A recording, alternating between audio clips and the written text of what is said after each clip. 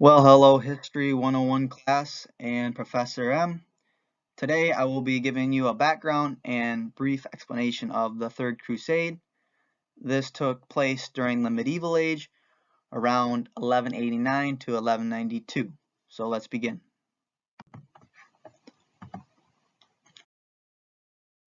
Why did the Crusades start? Well, the Byzantine Empire was under attack from the Muslim Turks. So, in 1095, Byzantine Emperor Alexius I asked Pope Urban II for help in fighting against the Muslim Turks. The Pope held this council at Clermont in France, where he made a big speech. He called upon men of courage to help the Eastern Orthodox Church and to fight for the freedom of Jerusalem. This passionate call to arms was greeted with cries of, "God wills it."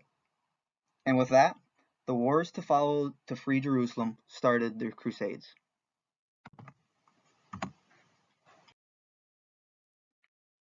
So, let's give a little background of the First Crusade.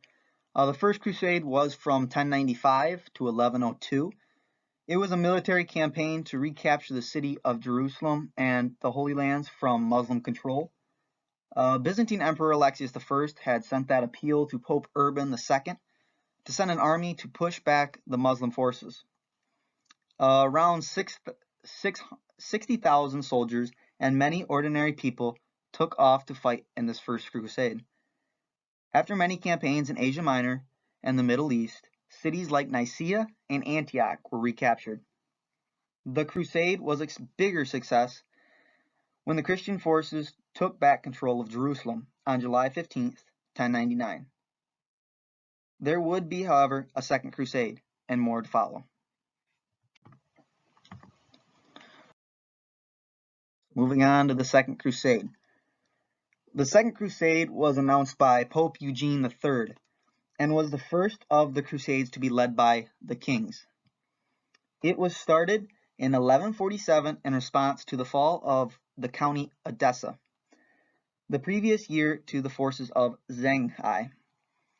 It was led by two European kings, Louis VII of France and Conrad III of Germany. The French and German armies took separate routes to Anatolia, fighting battles along the way. Both, however, were defeated separately by the Turks. With Louis and Conrad, with the remnants of their armies, eventually did reach Jerusalem. However, they participated in an ill-advised attack on Damascus in 1148, suffering a major defeat. This led to the end of the Second Crusade, and it was thought in the West's opinion as a big failure for the Crusaders and a great victory for the Muslims. So what exactly did cause the Third Crusade? Well, in 1187, the Muslim leader Saladin wiped out a Christian army at Hattin and swept through the Holy Land, driving the Crusaders from Palestine and Syria. They then recaptured Jerusalem, which caused grief and outrage in the West. This sparked a Third Crusade to recapture Jerusalem. This was spearheaded by Richard I, Frederick Barbarossa, and Philip II, which we'll talk about later. This is why it is also known as the King's Crusades.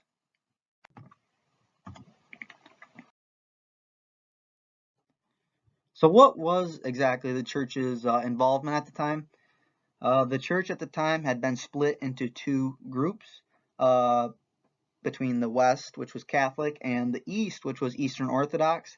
The four popes of the East were in trouble as the Muslims were taking the Holy Lands quickly.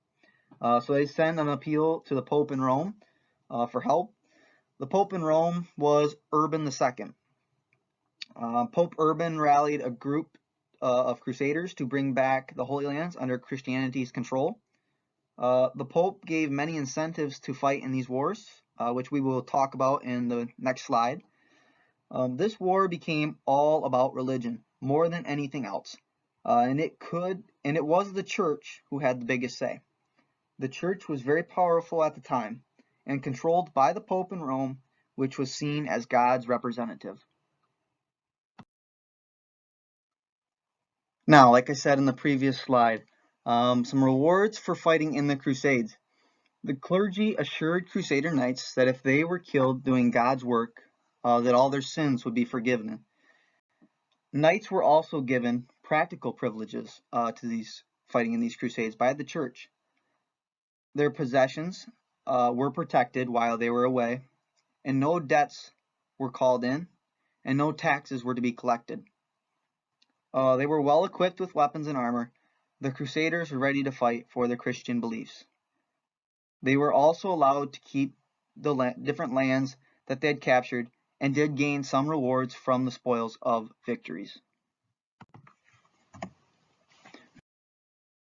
Now let's get into some of the leaders. To start, we got the Muslim leader Saladin. He was born a Kurd in 1137 or 1138. Historians aren't exactly quite sure. But he grew up surrounded by soldiers and their memories of the Second Crusade. His father was a general in the Muslim army commanded by Nur ad-Din. Saladin was said to be small and blind in one eye, but he was a very strong diplomat with equally strong military skills. By 1172, he was the master of the Muslim province of Egypt and Syria. After Nur ad-Din's death in 1174, Saladin became one of the most powerful rulers in Western Asia. He went on to capture Jerusalem, and that is what triggered the Third Crusade. He preferred to lead his men into the battlefield, and he faced his biggest challenger constantly, Richard I.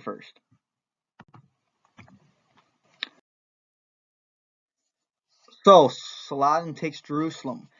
In 1186, he was the king of Jerusalem after the previous king of Jerusalem had passed away.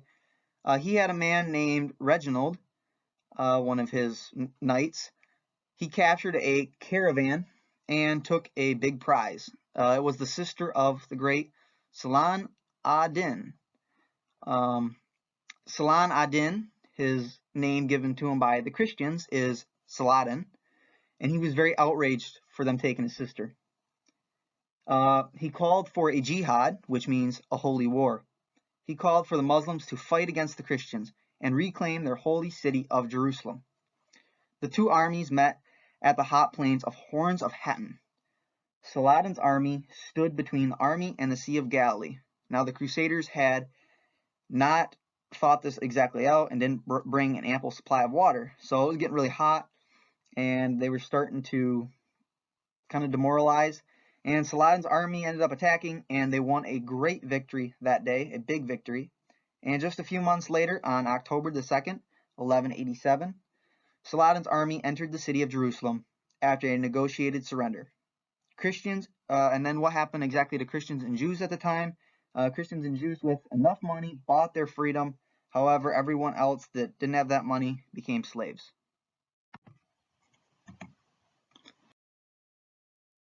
Some of the armor, tactics, and weaponry used. The knights for the Crusaders, they wore chainmail armor. This made for great protection from arrows and other weapons. It's just little metal circles kind of woven together. Then later they wore a loose surcoat. It's like a leather-like vest over that chainmail to stop the metal from heating up from the sun. A very common helmet they would wear was called a conical helm. This helmet it protected the ears, the back, the top, and one piece over the nose. Later it evolved into the great helm, which is what you see on the chart. It's fully protected, every part of the thing except for the eyes, and it had little air holes to breathe. Another helmet was called the kettle hat, literally just a hat looking thing that was made out of metal. For weapons, they used swords, daggers, axes, crossbows, and lances. The Muslims' swords were a little bit different, however. They were not straight, but they were curved. The Muslims' secondary weapon of choice was called a tiger claws, which is literally just metal-like claws that would attach to their hands. As far as the different tactics, they both used heavy cavalry to fight the enemy. They loved attacking quickly on horseback. They also used sieges and surrounded the cities to try and starve the enemy out. All right, now we get into the Crusader leaders.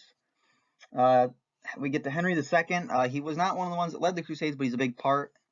In 1154, while Barbarossa was ruling in Germany, Henry II came to the throne in England. He had to rule England plus a vast area in France, which kept him very busy. His main connection to the Crusades is through his son, Richard I. Richard I ended up conspiring with Philip II and took arms up against Henry II and defeated Henry, having to give into their demands. His other son, John, whom he really loved, had been on a list of the barons who joined the French king against him. This greatly broke his heart, and he died a few days later. But with that, Richard I came to the throne and would lead an army of crusaders to the Holy Lands. Now, probably the most important man of the Crusades for the Crusaders, Richard I. Henry had 5 sons, but the 2 eldest sons died before Henry did, so obviously Richard was the next up in line. That is when his eldest son, Richard I, was crowned king in 1190. He was given a nickname of Richard the Lionheart. That is for his bravery and strength in battles.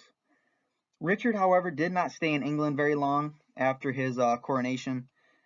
In 1191, he set out with Philip II of France on a third crusade. On every attack on Acre, he led the army to battle. He always liked to lead his army to battle, just like his enemy on the other side, Saladin. He had a huge massacre of Muslims at Acre, which we'll talk about, which is looked at as one of his gruesome moments. He was a man that loved to fight more than he liked to govern. He signed a peace deal with Saladin, ending the Third Crusade, and he was captured by the Duke Leopold and imprisoned on his return back home. He died in 1199 with an infection of gangrene from an arrow wound.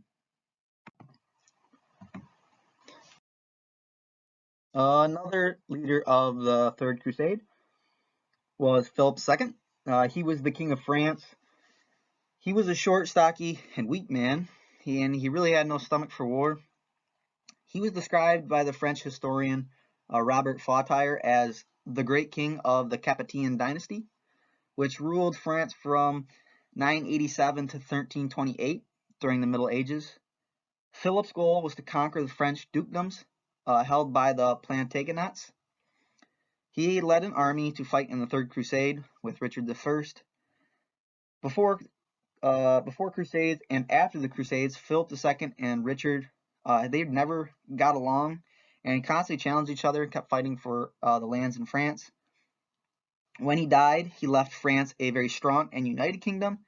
He expanded it very greatly, and he left it very financially sound. Like right after him, France was one of the richest kingdoms, and actually England was one of the poorest.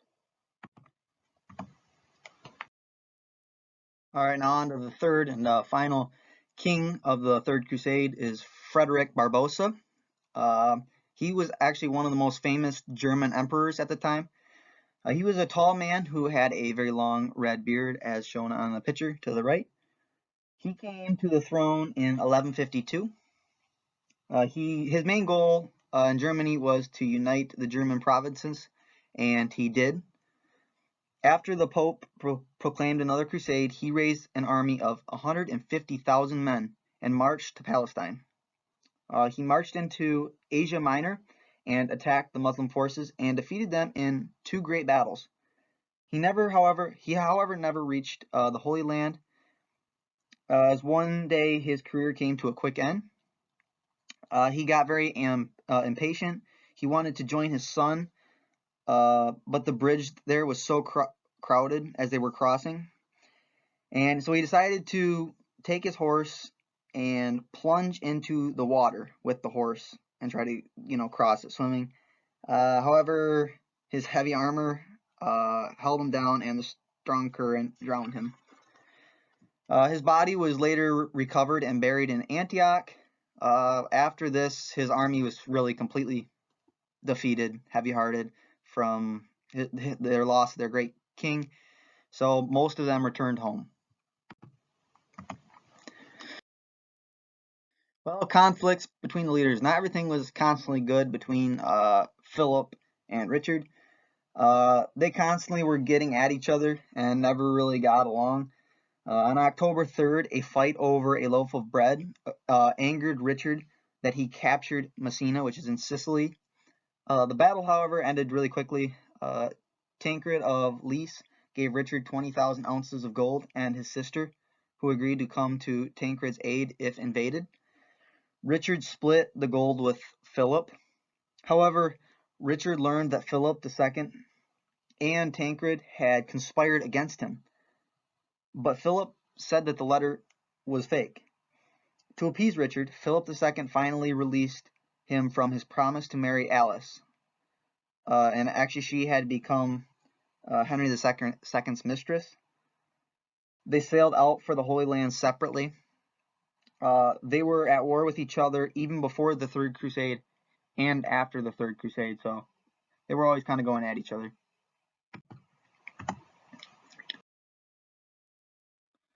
So, the journey to the Holy Lands. The green line here represents Richard's route. He came from England. He sailed around the Iberian Peninsula, around Spain, and stopped in France.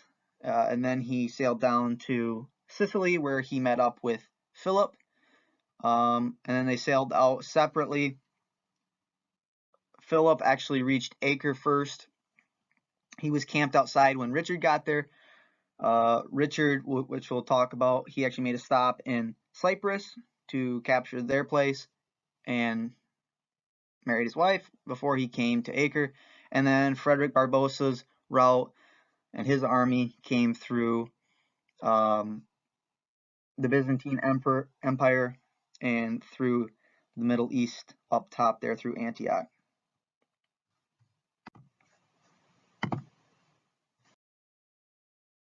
So the main mission of the Crusades. Well, the Third Crusade's main mission obviously was centered around recapturing the city of Jerusalem after Saladin had taken over. They wanted to reestablish the true cross. They also wanted to make it where Christians could have a safe pilgrimage to the Holy Lands. For Christians, Jerusalem is a very sacred place, as this is where Jesus was born, where he lived and did his miracles, and where he died. Saladin's takeover of Jerusalem triggered this religious war. It showed the Christians and the Crusaders their devotion for God.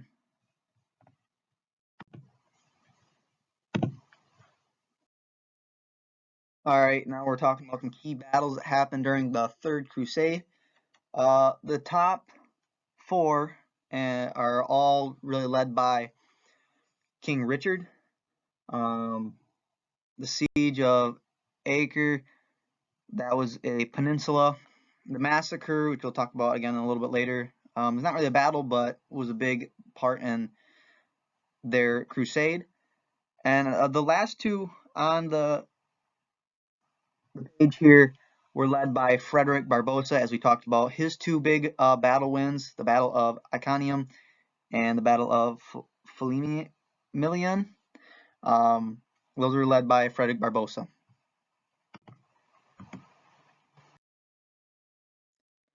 All right, so Richard captures Cyprus.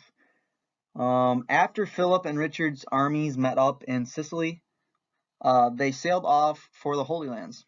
However, Richard's fleet took a little detour. Let's talk about Richard's fleet. It was more than 200 ships, which was very huge by the 12th century standards. Each transport ship carried 40 horses, 40 knights, arms, like all their armor and weapons and equipment, 40 foot soldiers, 15 sailors, and food for the horses and the men for a full year.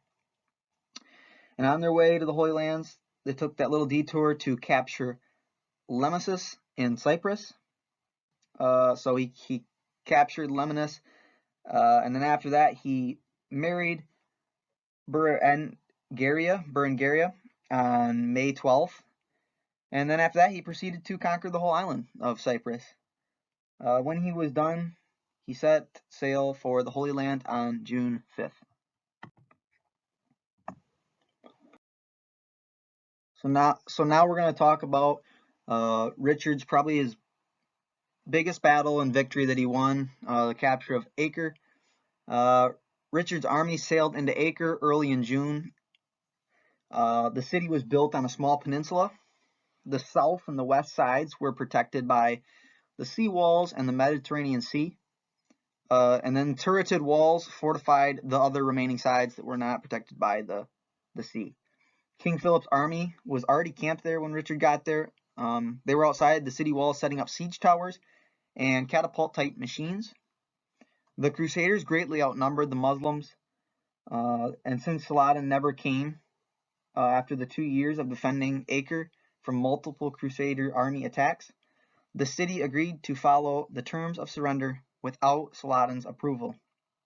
The terms were to surrender the city immediately and to release 1,500 Christian prisoners and to pay the Christian kings 200,000 gold bezants and to return the true cross to the Christians. In return, the Christian army promised to spare the lives of Acre's defending soldiers.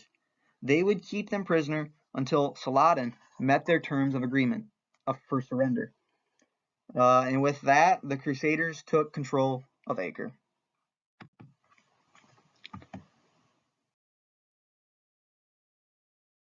So after the Crusaders and Richard's capture of Acre, their big victory there, Richard sent word to Saladin for an agreement for the terms of surrender.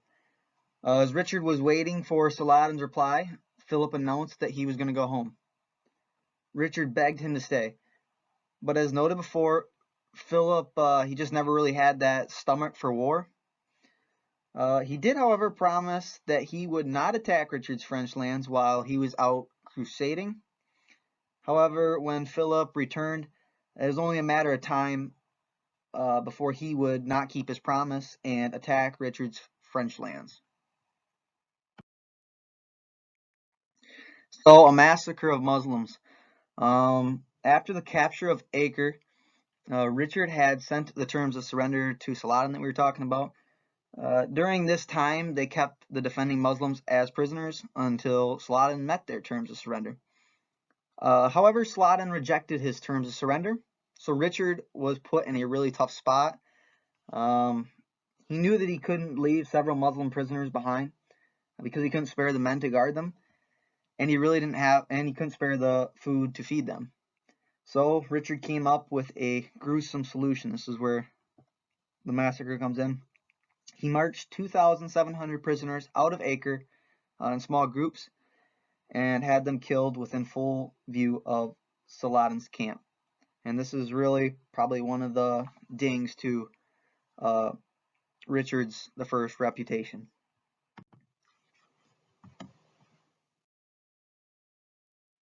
All right, so now we're going to talk about Richard and his march to Jaffa and his battle at Jaffa. It took place right after the massacre at Acre. The Christian army left Acre 2 days later after that massacre on August 22nd. Instead of marching directly to Jerusalem, they headed south toward Jaffa. This is because the sea would protect them on one side from cavalry attacks. This route was flat and would be less of a chance for an ambush as well. This was a very long and hot march.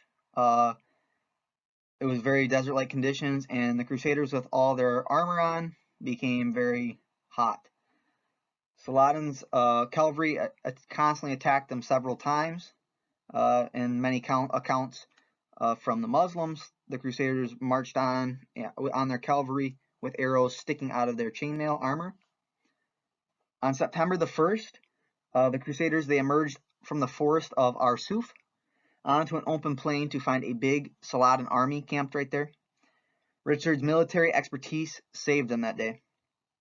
He decided to divide his army into 5 divisions before Saladin's cavalry could bear down on them. They continued their march under the constant attack. Finally, a brave knight named Baldwin le Caron broke ranks and drove his horse toward the enemy. After that, many other Crusader knights followed him, and Richard couldn't recall his men, so he decided to order an all-out attack. This flustered the Muslims, and Saladin lost a lot of troops that day. Richard and his army found Jaffa in complete ruins. So he had his men and his army spend September and October rebuilding the city.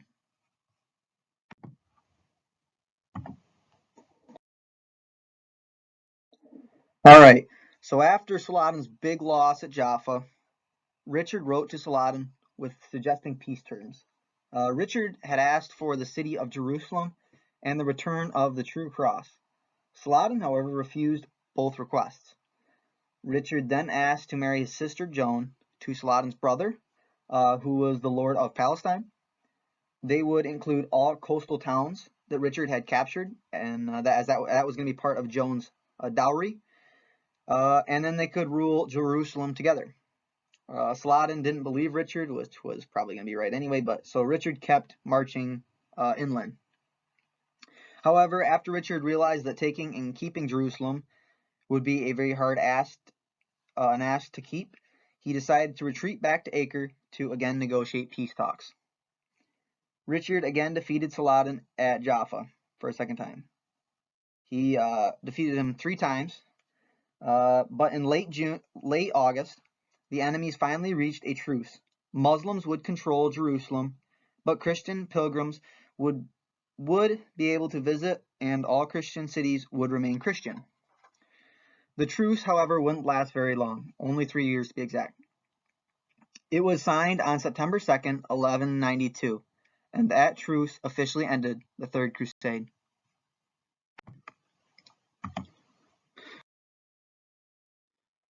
So after Richard's and Saladin's peace agreement that they came up with, the Third Crusade was officially over. So Richard decided to return back home. His journey path led him back through Leopold's dukedom. Richard's men had offended the Duke after removing his banner at Acre, so they decided to travel in disguise as pilgrims. At this time, pilgrims had the Pope's protection, but the Pope's orders did not protect Richard from Leopold. One story says that Richard was captured outside Vienna, Austria. However, his huge ruby ring that he had gave him away. Richard was then captured and put in prison. Pope Celestine III excommunicated Leopold for kidnapping Richard. Emperor Henry VI of the Holy Roman Empire purchased Richard and put him on trial for war crimes. After Richard defended himself greatly, the assembly acquitted him. However, he still wasn't free to leave. Eleanor, Richard's mother, sent a lot of ransom money, which devastated England economically, but Richard was finally released.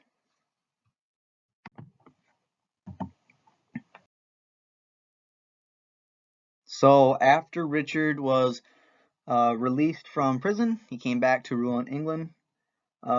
He died in 1199, right after Philip agreed to a 5-year truce in their ongoing war that they had. Richard was sent as a liege lord to retrieve a buried stash of gold and silver. However, the Viscount that he was going to retrieve it from refused to hand it over. So Richard, with that same savagery that we saw in Acre during the massacre, he laid siege to the Viscount's castle, burning it, destroying it. However, as he was riding around the castle, there was an archer on the wall that shot him with an arrow. It struck him right on the arm, and he never really thought anything of it. However, the doctor that had extracted the arrowhead had made a real mess of the job, and the wound led to an infection, which later, as gangrene. 12 days later, the 42-year-old king died in his campaign headquarters. England and Western Francia was left to his brother John, the last surviving son of Henry II.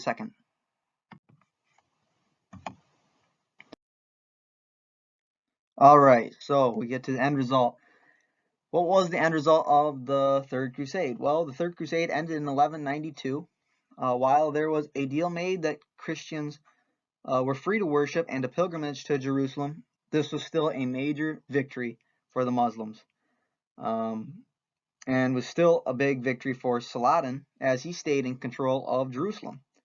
Many soldiers were lost on both sides of the battle, and really no solution was ever firmly established, which really the failure to capture Jerusalem would result in the Fourth Crusade and the other crusades that followed, the Third Crusade.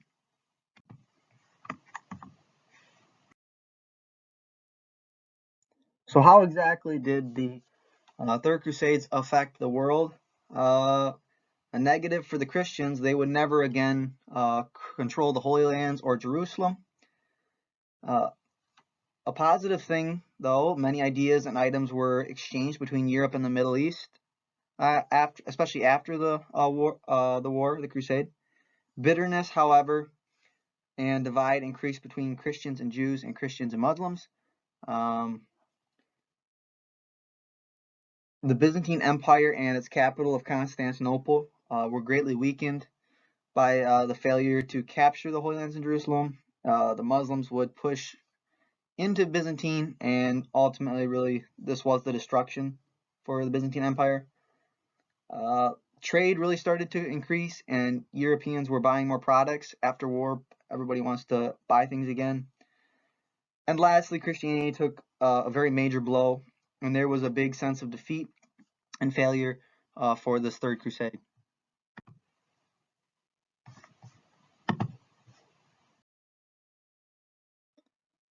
So, did the Third Crusade succeed? Well, really, the answer is just no. The Crusaders never recaptured Jerusalem, even though they did accomplish their little peace treaty. It left Islam in control, and Christianity really took a major hit. It really took a second seat to Islam. And even though they signed that treaty of peace, this wasn't going to last very long. So the failure to take back Jerusalem only created more crusades in which many lives were lost and never really amounted to anything.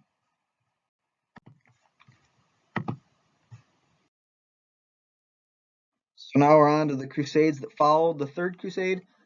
In total, there were 9 crusades. So there were 6 more crusades to follow the Third Crusade. Nothing really came close to taking back Jerusalem. The Fourth Crusade took place in 1202 and was a complete failure. Instead of attacking the Holy Lands, they ended up sacking Constantinople and looting the city. This really marked the decline in the Byzantine Empire, maybe even the end. This also separated the two churches even more at the time. There was another disaster crusade, which was called the Children's Crusade. I didn't even include this, and this isn't included in the group of 9 crusades because it really wasn't even a battle. In 1212, they began their march to the Holy Lands, a group of children, and they never reached the Holy Lands, and many were killed or sold as slaves. This was a total bad look on the Crusades and what the Christians were all about fighting for. The Crusades that followed, as you can see, were a total disaster. Not much good ever came from them. Only the First Crusade really was a success for Christianity and the Crusaders. So all the Crusades after the first really were a complete failure.